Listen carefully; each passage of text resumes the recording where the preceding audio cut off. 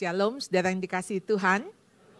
Iya, hari ini tema yang diberikan kepada saya adalah melayani keluarga. Ya, melayani keluarga. Jadi satu ayat yang akan mendahului perenungan kita pagi hari ini. Anak manusia datang bukan untuk dilayani, melainkan untuk melayani. Dan untuk memberikan nyawanya menjadi tebusan bagi banyak orang. Saudara, anak manusia, Kristus datang bukan untuk dilayani. Dia adalah raja segala raja, tapi dia datang untuk melayani. Sehingga ketika kita melayani Tuhan, satu-satunya alasan karena dia sudah melayani kita. Mari saudara, kita mau hidup kita untuk melayani dia. Bukan karena dia kekurangan, bukan karena dia membutuhkan kita, tetapi karena dia mau memakai kita. Dia bisa pakai batu-batu untuk memuji dia. Dia bisa memakai cakrawala, langit, bintang, dan seisi dunia ini untuk memuliakan namanya. Tapi dia mau pakai kita yang lemah, pakai kita yang banyak sekali kekurangan. Karena apa? Dia mengasihi kita. Saudara, saya mau ngajak perenungan ini saudara masuk kepada Lukas pasal yang ke-15. Lukas pasal yang ke-15 saudara ini menceritakan tentang 3 perumpamaan. Tetapi saya masuk kepada perumpamaan di mana anak yang hilang.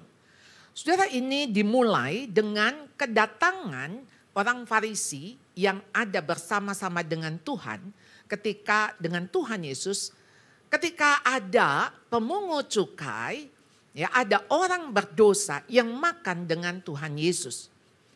Lalu mereka mulai mengkritik, kenapa kok Tuhan makan sama orang berdosa? Ya, mestinya sama kita-kita nih, para ahli Taurat, ya, para orang Farisi. Nah, Tuhan memasuki cerita perumpamaan dan Tuhan sering sekali memakai perumpamaan supaya kita bisa mengerti. Dan masuk kepada Lukas 5 ada si ayah, ada anak sulung, ada anak bungsu. Saudara pasti tahu cerita ini karena kita mungkin ratusan kali kita tahu cerita ini. Jadi saudara, saya akan mulai dengan bagaimana si sulung ini melayani. Saudara, kisah ini saya akan mulai dari yang belakang saudara ya. Jadi suatu waktu saudara ketika dia pulang dari satu tempat saudara. Dia dengar kok rame, kok banyak ini bunyi-bunyian ya. Jadi si anak yang sulung ini waktu dia berada di ladang, dia pulang dekat ke rumah.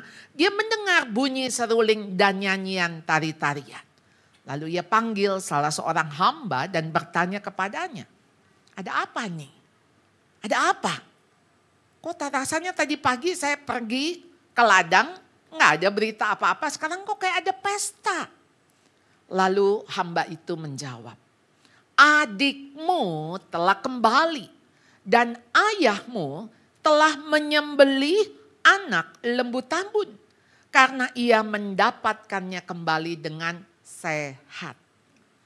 Saudara, sesuatu yang dadakan, kejutan. Adik saya pulang, lalu dipestain, lalu dipotongin lembu. Karena dia pulang gitu. Dia udah pergi, kurang ajar. Dia udah ambil harta bagian yang menjadi haknya. Lalu sekarang dia enak-enak aja dia pulang. Jadi saudara, apa yang terjadi? Jadi Lukas 15 ayat 28 inilah respon daripada sang kakak. Maka marahlah ia. Saudara, dia menjadi marah, kenapa? Karena dia merasa ini enggak fair. Enggak fair.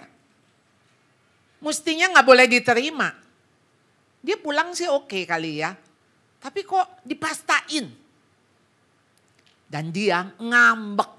Enggak mau masuk. Saudara, kalau kita punya anak seperti itu, kira-kira kita apa ya? Respon kita. Ini kita lagi pesta nih, banyak tamu, anak kita ngambek, gak mau masuk. Mungkin mungkin respon pertama. Kita bilang ya udahlah itu nanti lagi lah. Dia gak mau masuk udah terserah dia. Nanti selesai pesta baru kita urusin. Tapi tidak loh. Maka bapaknya itu keluar dan berbicara dengan dia. Saudara, waktu saya melihat ayat ini ayah yang luar biasa sekali. Dia tahu ini ada masalah dan dia harus bicara dengan anaknya ini. Nah, waktu dia bicara, saudara, apa yang dikatakan oleh anak sulung ini? Telah bertahun-tahun aku melayani Bapa dan belum pernah aku melanggar perintah Bapa. Padahal saudara, dia baru saja melanggar perintah bapaknya. Disuruh masuk, dia tidak mau masuk. Lalu dia bilang, tapi kepadaku belum pernah Bapak memberikan seekor anak kambing. Dia ngomongnya anak kambing. Karena rupanya dia udah tahu adiknya dipotongin anak lembu jantan. Ini anak kambing. Ya, dia akan memparadokskan. Ya, namanya juga kalau udah kondisi marah. Itu yang namanya belum pernah, selalu gitu ya. Itu tuh jadi sesuatu yang menunjukkan betapa dia mengasihani dirinya, self pity. Untuk bersuka cita dengan sahabat-sahabatku. Sudah di sini dia merasa adiknya tidak layak. Dia yang layak. Dia yang layak aja gak pernah dipestain. Kira-kira begitu saudara. Gak pernah tuh Bapak kasih saya anak lembu kambing untuk pesta. Nah, saudara, kita lihat di sini. Seolah-olah kalau kita melihat gini, iya ya, benar juga ya. Gimana dia gak marah. Adiknya yang sudah berfoya-foya. Di sini dia katakan, saudara, ya, ketika dia mengatakan adik udah kayak begitu dipestain, saya yang benar kok gak dipestain. Saudara, sebetulnya pertanyaan kita begini saudara, waktu dia bilang telah bertahun-tahun aku melayani Bapak. Dia anggap saudara itu mesti dihitung. Pelayanannya mesti dihitung. Mesti diperhitungkan. Dia jadi anak baik. Wow. Ini kenapa gak dihitung? Boro-boro. Saya itu dipestain sama sahabat-sahabat saya. Gak pernah tuh. Saudara, padahal dia bilang saya belum pernah melanggar perintah Bapak. Saudara, kalau kita melihat ya kalimat ini saja saudara. Kalimat ini saja. Kita akan bilang kesian banget ya nih si kakak ya. Memang bapaknya gak adil banget. Pilih kasih. Tapi saudara, jangan melihat hanya potongan ayat ini. Karena kita akan bertanya, sebetulnya dia anak atau budak? Anak atau budak? Saudara, kalau punya pembantu di rumah, saudara, asisten rumah tangga. Kalau dia mau pesta dengan teman-temannya, tentu dia harus izin dengan kita, bukan? Jadi kalau pembantu kita tahu-tahu bilang, wah saya ini rumah kayaknya kosong ya. Sini teman-teman, ayo datang ya, kita rame-rame ya. Buka kulkas, isi, dikeluarin semua, kasih teman-temannya. Kita akan marah saudara. Kita akan bilang, kamu harus minta izin. Kamu harus minta kepada saya. Tapi saudara, kalau anak saudara, dia panggil teman-temannya, lalu dia bilang gini, Pak, aku boleh kasih minum gak ya? Ma, aku boleh gak kasih buah yang ada di kulkas? Saudara pasti akan bilang, oh kalau temanmu yang datang, layani mereka. Karena apa yang kita punya, kamu punya juga lah. Tamumu, tamu mama juga. Anda paham di sini? Tapi kalau asisten rumah tangga ya gak bisa saudara. Jadi saudara, dia anak tetapi mentalnya budak. Dia bukan relasional tapi transaksional. Maka saudara, dia akan masuk kepada komplain yang berikutnya. Tapi baru saja datang anak bapak yang telah memboroskan harta kekayaan bapak bersama-sama dengan pelacur-pelacur. Rupanya tuh dia tahu loh kabar ini. Bahwa adiknya itu pergi dengan pelacur-pelacur. Bahwa adiknya sudah memboroskan. Dan jangan-jangan dia sudah tahu kalau adiknya bangkrut. Karena memboroskan sampai habis-habisan. Lalu anak yang kayak begitu dikasih hadiah gitu. Anak lembu tambun untuk dipotong, dipestain. Saudara, dia merasa itu betul-betul tidak adil. Saudara, maka ketika di dalam 1 Korintus 13 dikatakan kasih itu tidak cemburu. Tidak cemburu. Tidak ada di dalam kecemburuan itu ada kasih. Saudara, kenapa? Karena begitu kasih itu ada, enggak ada lagi compare. Enggak ada lagi, kok dia enak ya, lebih enak. Saudara, kalau orang membandingkan, pasti tidak akan bersyukur. Kita membandingkan dengan yang lebih tinggi, apalagi saudara. Kok hidupnya enak ya, lancar ya. Padahal usahanya lebih besar saya. Kenapa ya, ini toko saya jujur, toko itu curang, kok rame. Kenapa ya, saya belajar mati-matian kok dapat segini. Dia enak tuh belajarnya santai, jangan-jangan dia nyontek. Wah saudara, pikiran-pikiran kita yang jahat, kita curiga. Lalu didasari dari envy, iri. Saudara, iri hati, di mana ada iri hati dan mementingkan diri sendiri akan ada kekacauan. Saudara, iri hati, membandingkan. Bagaimana ketika saudara bilang, kita kalau bersyukur kita lihat orang yang lebih rendah, yang lebih kurang dari kita, maka kita bisa bersyukur. Kita bersyukur, pergilah ke rumah sakit, lihatlah di ICU, maka kita bersyukur. Saya harus mengatakan saudara, mohon maaf.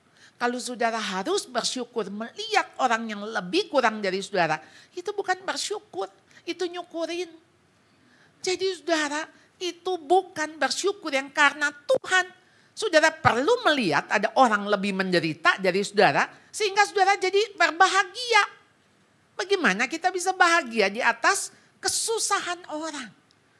Saudara, bersyukur hanya satu reason, kita bersyukur karena Allah. Bersyukur karena Tuhan. Jadi bersyukur karena aku lebih baik dari dia. Lalu bagaimana ketika saya nggak lebih baik dari dia? Nah, jadi saudara, di sini ketika sang kakak ini dia komplain. Apa yang dikatakan oleh sang bapak ini saudara? Bapak ini mengatakan begini.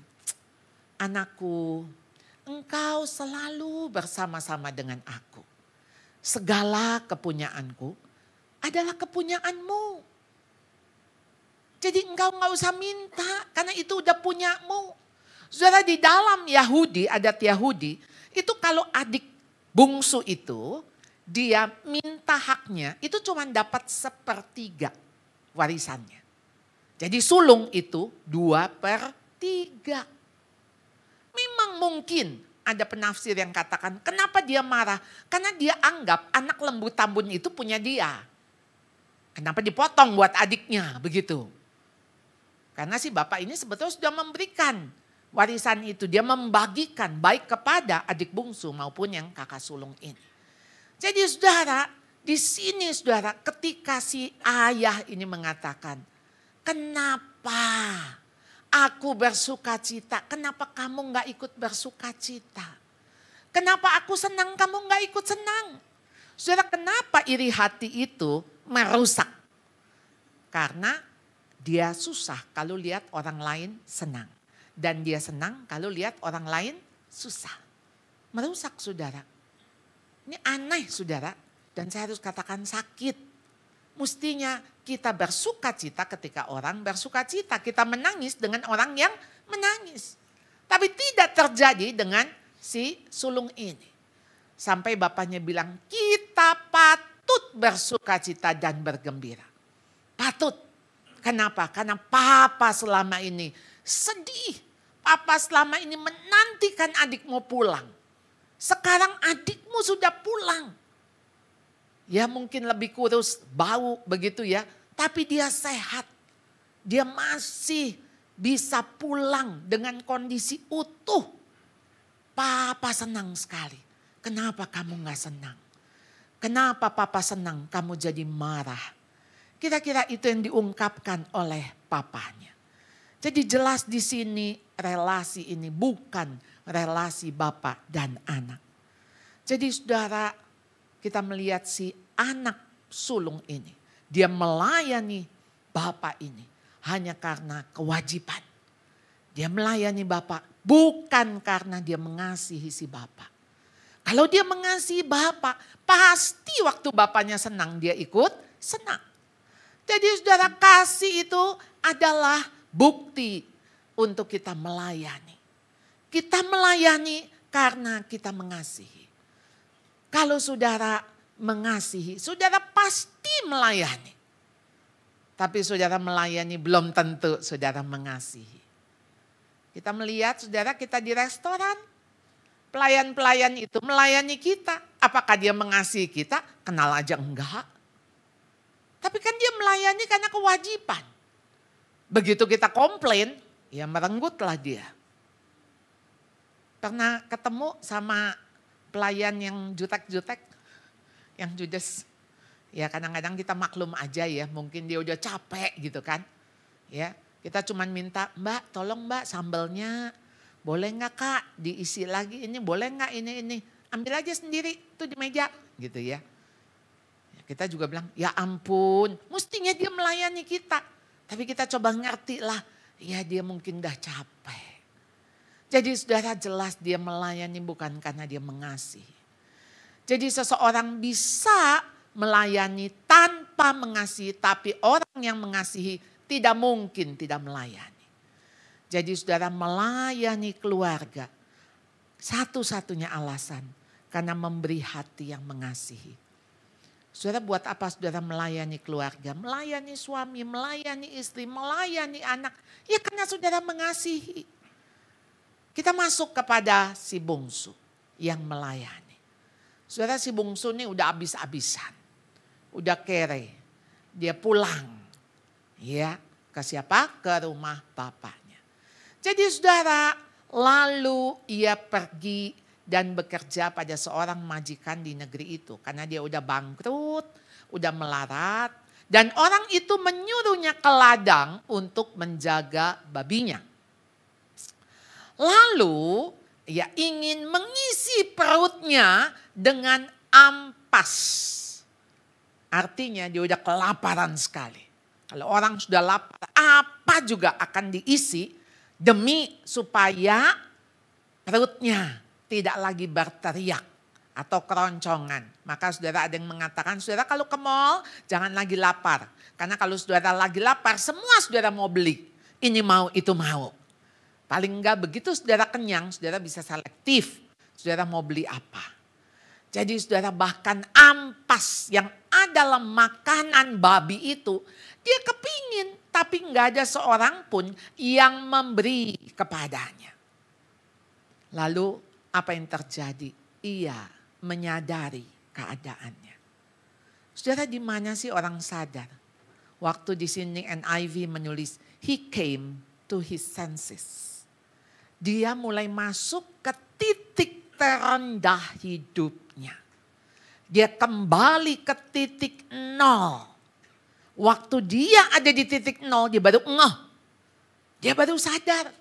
Kenapa jadi saya sama babi saingan? Kenapa orang itu lebih sayang sama babinya daripada sama saya? Ini binatang babi, saya kelaparan. Kenapa saya bisa gak dapat makan? Kenapa babi yang adalah binatang itu lebih disayang daripada saya manusia? Dia mulai sadar siapa saya. Siapa saya? Saya manusia. Saya manusia. Lalu dia mulai ingat siapa dirinya. Saudara, kita gak perlu sampai ke titik nol ya untuk kita melayani Tuhan. Karena Tuhan mau kita melayani dia. Bukan karena kita mampu, bukan karena kita bisa. Tapi karena dia mau pakai hidup kita. Karena kita sudah diselamatkan. Kita sudah diberi hak sebagai anak. Ini dia jadi budak dari kandang babi. Jadi saudara, pada waktu dia sadar saudara, di Lukas 15 ayat 17. Maka dia berpikir, dia mengingat betapa banyaknya orang upahan Bapakku yang berlimpah-limpah makanannya. Dia mulai rewind, dia mulai ingat betapa budak atau hamba daripada bapaknya itu berlimpah-limpah makanannya, bukan makanan babi, bukan ampas babi, makanan manusia. Tapi aku di sini mati kelaparan. Berarti dia udah sampai titik, saya kalau nggak makan saya mati nih. Lalu kemudian saudara, dia mulai punya kekuatan. Ketika dia mulai memorinya sampai kepada, Bapakku kok orang baik ya. Bapakku kok kasih makanan buat orang-orang upahannya. Maka aku punya keberanian untuk bangkit, pergi kepada Bapakku dan berkata kepadanya, Bapak, aku telah berdosa terhadap Bapa dan terhadap sorga. Saudara, di dalam kesadaran, awareness itu membawa kepada repentance. Kepada pertobatan, dia sadar, dia sudah berdosa. Bapaknya begitu baik, saya begitu jahat. Saya sudah menghabiskan tuh. Mungkin saya berpikir, Bapak ini pasti menolak awalnya ketika anak ini minta harta itu. Karena kan bapaknya tahu ini anak gak mungkin bisa mengelola. Wong anak-anak gak biasa kerja. Sekarang kamu mau minta bagian, lalu kamu mau pergi jauh. Kamu mau senang-senang, kamu mau foya-foya. Lalu setelah kamu foya-foya, pasti kamu habis lah nak. Kamu pasti dipalak orang, dikerjain orang. Dan si bapak itu sudah memberitahu konsekuensinya. Tapi mungkin ada sepenggal kalimat yang mengatakan, nak, kalau satu hari kamu sudah bangkrut, habis-habisan, ingat, papa adalah papahmu dan kamu tetap anakku. It never change. Pulang. Mungkin itu yang membuat dia berani pulang. Ketika dia melihat dirinya berdosa. Dan dosa itu tidak pernah hanya dengan manusia. Dosa itu selalu terhadap Tuhan.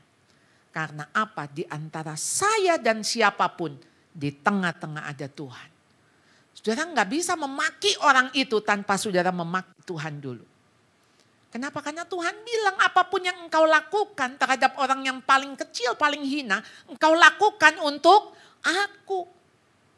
Ingat saudara Matius 25 ketika Tuhan kapan saya kasih makan? Kapan saya kasih pakaian? Kapan saya ngunjungi? Lalu Tuhan bilang apapun yang engkau lakukan untuk aku lebih dulu. Maka di situ kenapa Yusuf ketika melihat nyonya Potifar. Dia bilang bagaimana mungkin aku berdosa melakukan kejahatan yang besar ini di hadapan Allah. Koram Deo di hadapan Allah. Kita hidup di hadapan Allah saudara. Kita gak pernah bisa berdosa dengan orang tanpa kita berdosa dulu dengan Tuhan. Anda gak mungkin selingkuh dengan istri tanpa saudara selingkuh dulu dengan Tuhan. Jadi saudara ini yang ketika kita diingatkan bahwa kita berdosa tidak pernah dengan hanya orang itu. Tapi kita dengan Tuhan.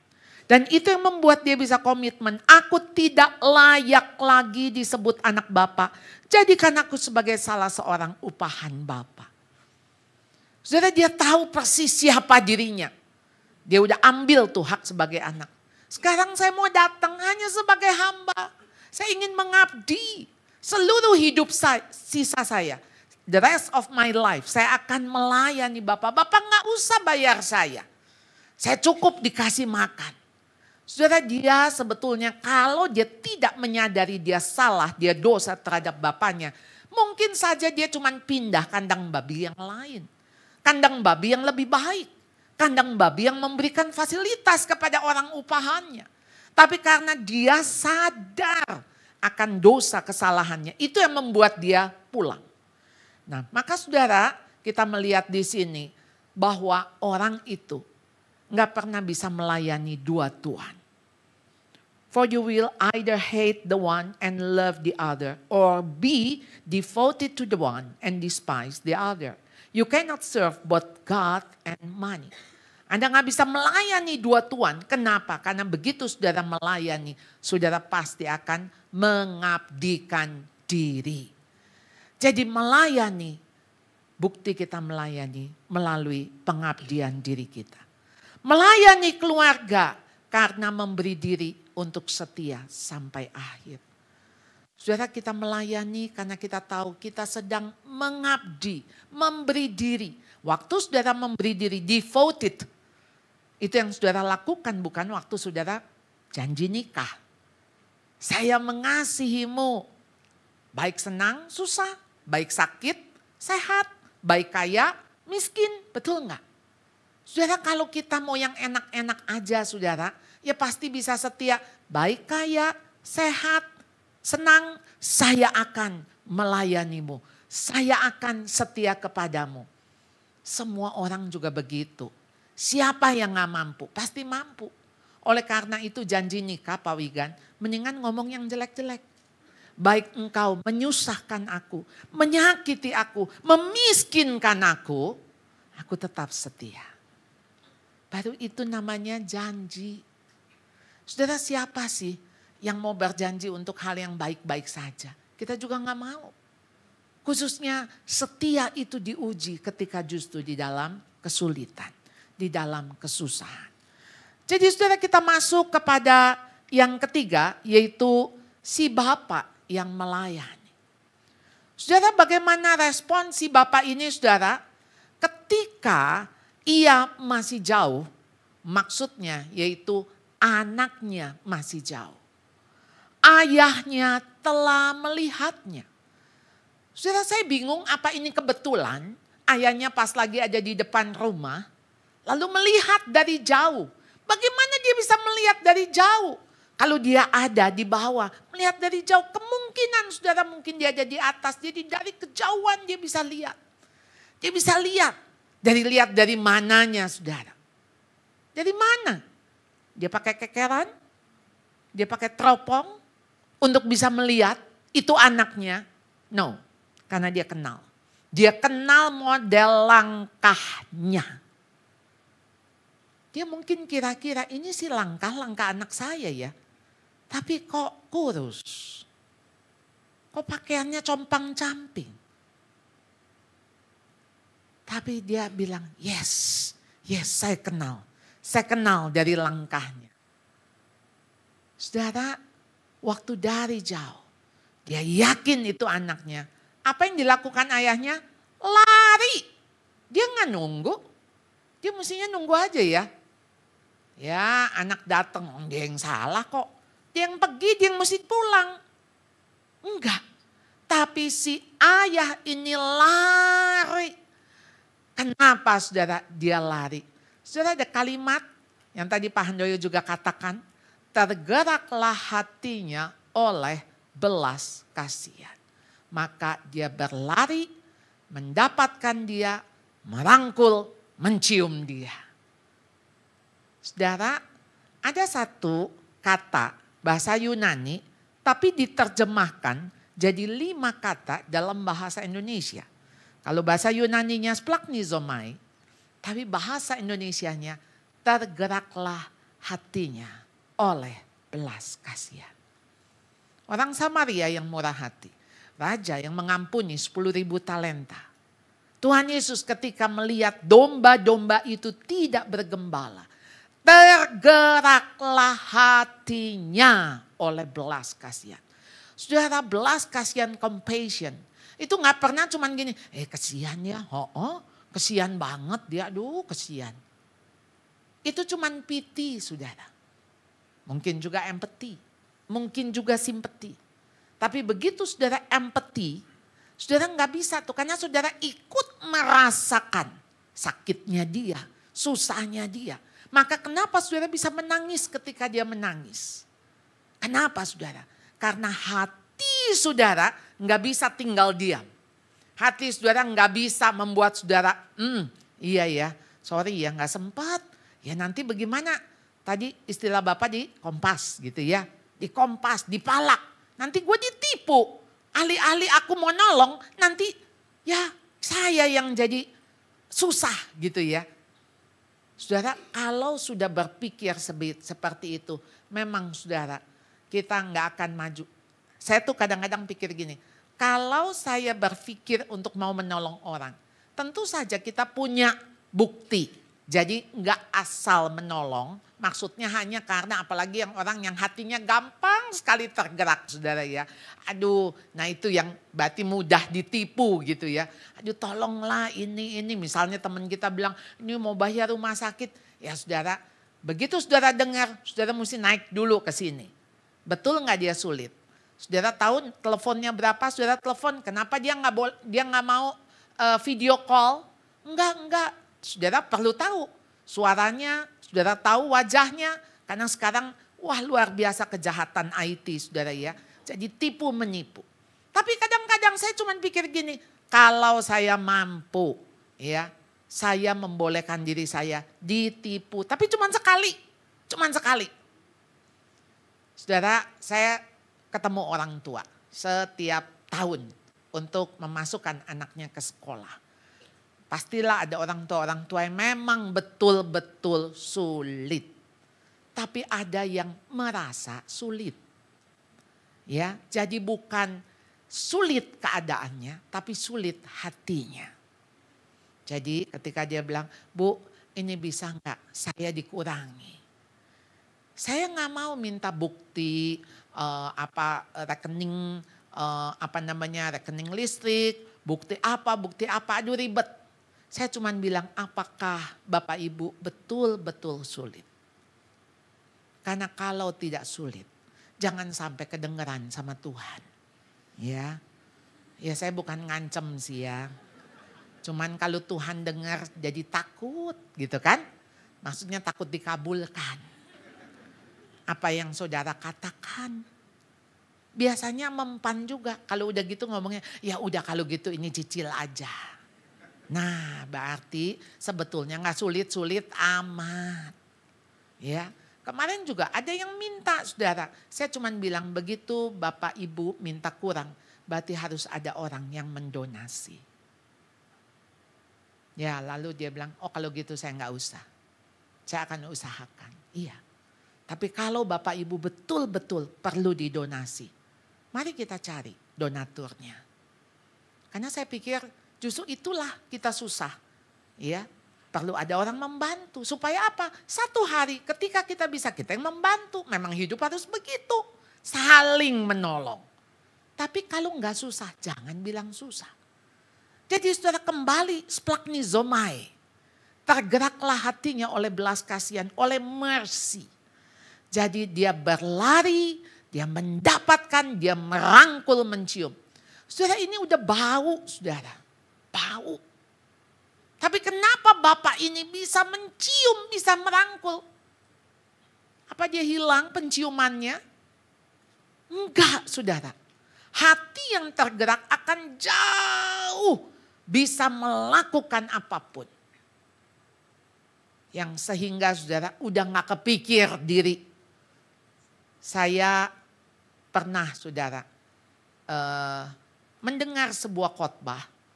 Lalu dia kasih perumpamaan ini. Jadi saya langsung ingat saya pernah melakukan. Saudara anak saya itu dari kecil mudah sekali pilek. Dari bayi saudara. Jadi ada asma, jadi hidungnya melel gitu ya. Bahkan sampai besar seperti ini alergi saudara gampang sekali melel. Jadi waktu dia masih kecil dia sulit sekali napas kalau sudah mulai mampet saudara. Kita sedot-sedot pakai sedotan gitu ya. Yang di hidung gak keluar-keluar lendirnya. Biasanya ibu-ibu melakukan apa saudara? Ini ibu-ibu yang tahu. Diapain? Disedot. Pakai mulut. Bapak-bapak tahu? Saudara waktu anak saya gak bisa nafas. Saya udah gak mikir mau disedot pakai apa lagi saudara. Saya pikir cara paling efektif. Hidungnya saya masukin ke mulut saya. Saya sedot saudara. Habis itu asin-asin. Saudara saya tuh jijian saudara. Jijian. Tapi saudara bisa kebayang gak?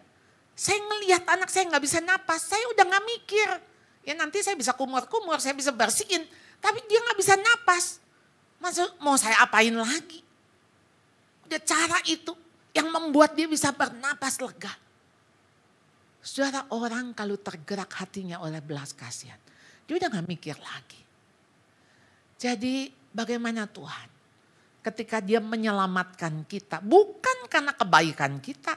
Kita mah sesungguhnya gak ada yang baik, saudara, kita udah mati. Gak ada yang baik, seorang pun tidak. Semua sudah berbuat jahat. Semua tidak berguna. Jadi saudara, He saved us not because of the good things we did, but because of His mercy. Itulah belas kasihan Tuhan. Itulah yang membawa Tuhan Yesus turun dari surga. Yang walaupun dalam rupa Allah, tidak menganggap kesetaraan dengan Allah itu sebagai milik yang harus dipertahankan. Melainkan telah mengosongkan dirinya sendiri.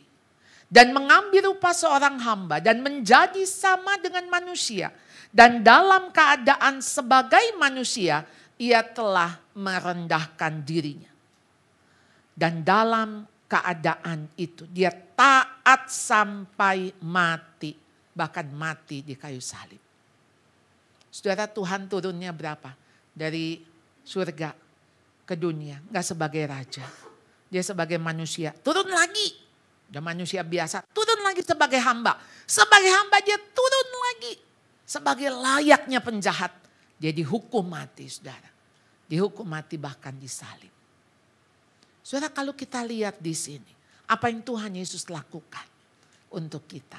Inilah yang disebut incarnational love. Kasih yang berinkarnasi. Kasih yang mengosongkan diri. Saudara, saya bold tuh semua yang huruf kata kerja. Saudara, dia mengosongkan, dia tidak menganggap dia itu Allah. Dia Allah, saudara. Dia bisa ciptain lagi kok manusia lain. Ini manusia yang berdosa udah aja, binasa aja. Ngapain dia mesti capek-capek datang ke dunia, dia mesti mati. Dia ciptakan lagi yang baru, apa susahnya? Tapi Allah kita, Allah yang konsisten. Dia ciptakan manusia, dia tebus, dia bayar lunas supaya kembali. Saudara, kasih yang berinkarnasi. Saudara rela, saudara mengosongkan diri demi saudara bisa mengambil lagi. Kembali supaya anak saudara, pasangan saudara. Jadi saudara bukti melayani, mengorbankan diri. Tuhan Yesus dia sebagai jembatan. Manusia Allah sudah terputus, tapi dia sebagai jembatan. Begitu dia sebagai jembatan, saudara. Dia rela untuk juga diinjak-injak. Untuk supaya bagaimana jembatan itu rebah. Supaya terhubung kembali. Terhubung. Karena yang tadinya kita udah terpisah dengan Allah. Kita kembali terhubung. He gave His life to purchase freedom for everyone. Kita melayani keluarga karena memberi hidup kita sampai mati. Saudara, kita gave His life kita sampai habis. Habis-habisan, saudara. Maka kata korban di sini, saudara. Kita udah gak hitung-hitungan lagi. Gak ada yang kita hitung. Karena kalau saudara betul-betul mengasihi, maka saudara akan melayani. Waktu saudara melayani, saudara gak bilang, kenapa dia melayaninya lebih enteng daripada saya? Kenapa saya melayaninya lebih berat? Saudara enggak, kalau saudara bisa melayani lebih lagi, maka saudara akan menganggap itu privilege. Saudara enggak akan banding-bandingkan.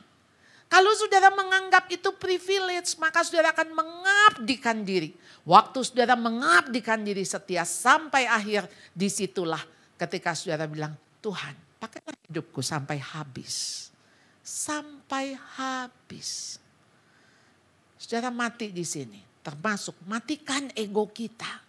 Matikan. Mau apa nih saudara, bagaimana mau melayani kalau ego saudara masih ada. Kalau saudara enggak mau menyangkal diri saudara. Jadi saudara, mari kita punya pilihan.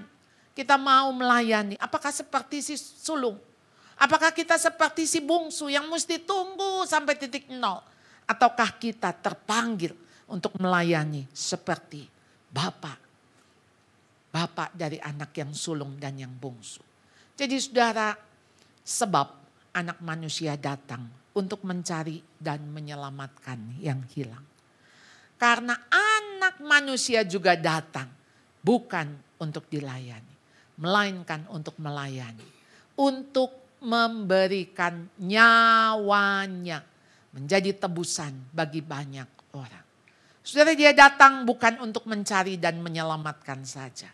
Tapi menyelamatkan, di situ bukti dia memberikan nyawanya. Dia melayani kita sampai habis-habisan. Sampai dia mati di kayu salib. Mari, ini menjadi perenungan kita bersama. Kita berdoa. Ya Tuhan, kami datang di hadapan Tuhan. Karena Tuhan ada di hadapan kami. Tuhan melihat isi hati kami yang terdalam. Apakah kami selama ini hanya penonton? Kami tidak ikut melayani.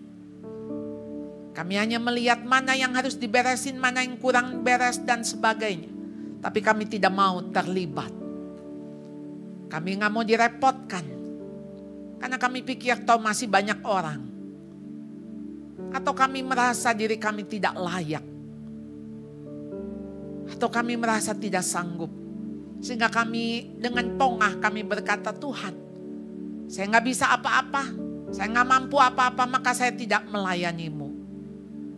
Ampuni kami Tuhan. Karena sesungguhnya Tuhan mau pakai kami. Karena Tuhan mengasihi kami. Tuhan tolong kami Tuhan. Kami melihat diri kami sesungguhnya di hadapan Tuhan. Siapa kami ini Tuhan yang sudah menerima belas kasihan Tuhan. Sehingga kami hanya hidup dari belas kasihan Tuhan.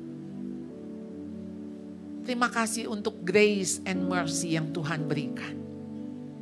Tolong kami Tuhan, tidak ada alasan bagi kami tidak melayani. Terlebih keluarga yang Tuhan berikan kepada kami. Ada pasangan kami, ada anak-anak kami. Kami harus menolong mereka. Seringkali kami peduli dengan sakit hati kami. Dengan kepahitan kami. Sehingga kami mengatakan, Tuhan, saya nggak mau menolong karena dia sudah menyakiti. Tapi biarlah pagi hari ini Tuhan pulihkan kami. Tuhan, Engkau Allah yang memiliki incarnational love. Engkau mengosongkan diri. Kasih yang berinkarnasi. Kasih yang tidak bersyarat. Tuhan, biarlah kasih itu juga yang memampukan kami. Untuk menggerakkan hati kami oleh belas kasihan. Kami akan melakukan apapun yang Tuhan mau. Terima kasih Tuhan, terima kasih. Tolong firman ini bukan hanya kami dengar, tapi kami lakukan. Belas kasihan Tuhan yang mendorong kami, menggerakkan kami. Untuk kami melakukan compassion. Terima kasih Tuhan untuk kebenaran firman-Mu. Di dalam nama Tuhan Yesus kami berdoa, kami memohon. Amin.